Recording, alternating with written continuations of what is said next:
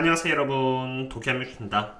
다우존스와 나스닥 그리고 S&P 500은 각각 1.26%, 1.44% 그리고 1.74% 오르면서 굉장히 큰 상승을 보여주었는데요. 수요일과 목요일에도 분석을 드렸듯이 상승세가 이어지고 있는 이유는 크게 두 가지로, 여기 알고리즘 매매 세력인 CTA의 포지션과 PC 발표가 상승에 긍정적인 영향을 미쳤다고 생각합니다.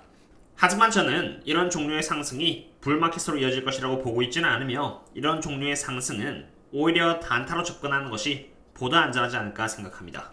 다시 말씀드리지만 단기적으로 상승세가 이어질 것이라고 봅니다만, 장기적인 추세로 이어지기 힘들 것이라고 보고 있는 첫 번째 이유는 옵션 현황인데요. 옵션에 대한 부분은 제가 멤버십 분들께만 텔레그램을 통해서 정기적으로 공유드리는 자료로, S&P 500의 경우는 이렇게 4065라는 콜월을 뚫고 주가가 이렇게 올라가 주었습니다.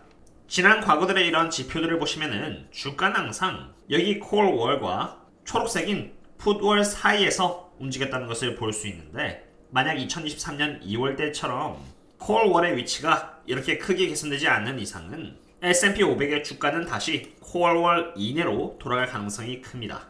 그리고 여기 QQQ인 QS에 대한 옵션 현황도 제가 멤버십 분들께 S&P 500처럼 매일은 아니지만 종종 공유를 드리는데요.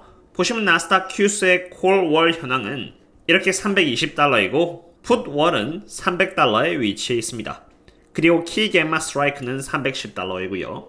이 지표가 말하는 것은, 보시면 QS는 최근 제가 말씀드린 여기 2B 탑 상고점을 뚫으면서 이렇게 올라갔습니다만 320달러에 멈췄습니다. 방금 제가 보여드린 콜월 320달러 때문인데, 이 콜월이 320달러 이상으로 상향 조정이 되지 않는 이상은 QS는 올라가기 힘들며, 설사 이렇게 올라간다고 하더라도 콜월이 상향 조정이 되지 않으면 금방 다시 콜월 이내로 돌아와주게 됩니다. 그러므로 QS의 콜월과 풋월을 보는 것은 하나의 중요한 참고 지표가 되겠습니다. 그리고 웬만해서도 이것은 제가 유튜브에 잘 공유를 하지 않습니다만, 오늘 아침 텔레그램에 이러한 정보를 공유드렸고, 어떠한 이유에서 제가 장기적으로 조심하고 있으며 현금을 꾸준히 모아나가는 이유에 대해서도 말씀을 드리기 위해서 공유를 드립니다. 이것은 여기 QS를 상으로 9월 23일이라는 만기일에 312달러에 잡힌 풋 옵션인데요. 컨트랙트의 숫자는 65,000개로 17.51달러에 잡혔다는 것을 볼 수 있습니다. 이것은 어마무시한 숫자의 풋 옵션으로, 옵션 시장은 QS가 9월 23일 이내에는 312달러 아래로 떨어질 것이라고 옵션 시장은 바라보고 있으며, 312달러 이내로 들어가게끔 만들기 위해서 억지로라도 주가를 떨어뜨려서 수익을 취할 것이라고 생각이 됩니다. 물론 QQQ가 312달러라면은 그렇게 큰 폭으로 하락하는 것은 아닙니다. 오히려 횡보에 가까운 움직임으로, 적어도 지금으로부터 이렇게 주가가 상승한다고 하더라도 주가가 다시 하락해서 큰 횡보장을 만들 것이라는 의미입니다. 타이밍을 기가 막히게 잡으시면서 단타를 친다면 모르겠지만, 그게 아니라 오늘날 QS에 320달러를 기준으로 강세장이 시작이니까 이제 가자를 외치면서 주식을 매수를 하고 지금부터 장투를 하시면은, 적어도 옵션 시장의 관점에서 봤을 때 풋옵션 65,000개 312달러 하락 포지션에 리스크에 노출이 되어 있다는 것을 의미합니다. 제 입장에서는 원유 섹터라던가 테슬라, 혹은 최근 옵션 시장의 전략과 함께 매수를 한 쇼피파이 등의 주식이 급등을 해서 좋습니다만, QS의 풋 포지션 65,000개 거대한 물량의 컨트랙터 이상으로 리스크에 노출되고 싶지는 않기 때문에 현재 포지션은 유지하되 현금을 계속 앞으로 모아나갈 뿐인 것입니다. 숏은 치지 않습니다. 그리고 제가 현금을 꾸준히 모아나가는 두 번째 이유는 바로 나스닥의 밸류에이션입니다. 어떻게 보면은 왜 옵션 시장이 312달러를 기준으로 잡고 엄청난 물량의 풋을 잡았는지도 이해가 되는데요. 이러한 밸류에이션 또한 제가 텔레그램에 공유드린 자료 중 하나로 유튜브에 공유를 드리자면은, 지금 나스닥의 밸류에이션은 5년 리얼 일드와 10년 리얼 일드를 기준으로 굉장히 고평가에 위치하고 있습니다. 기업을 상으로 밸류에이션 하는 게 아니라 나스닥과 같은 지표를 대상으로 밸류에이션을 하려면은 상황 변수를 넣어서 그 스프레드를 기준으로 비교를 해야 하는데, 여기서 상황 변수는 인플레이션에 따라서 영향을 받는 5년 혹은 10년 리얼 일드를 나스닥의 일드인 나스닥 기대 수익률에 넣어서 스프레드를 구해야 합니다.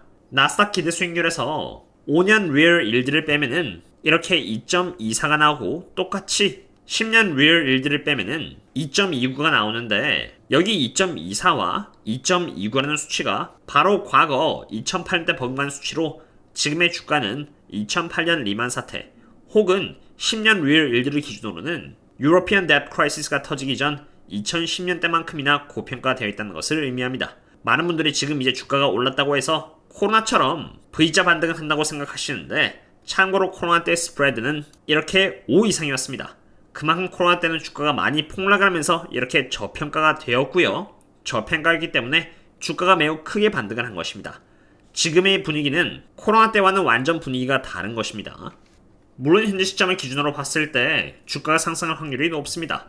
이것은 제가 멤버십 분들께만 텔레그램으로 공유드린 노무라 증권사의 내부 정보인데, 노무라 측에서 CTA 알고리즘이 일주일 전까지만 해도 S&P 500과 나스닥에 각각 7%와 4%씩 비중을 줄였지만, 여기 1 week from now부터 4 week from now를 보시면은 앞으로 비중을 꽤나 늘려갈 계획이라는 것을 볼 수 있습니다.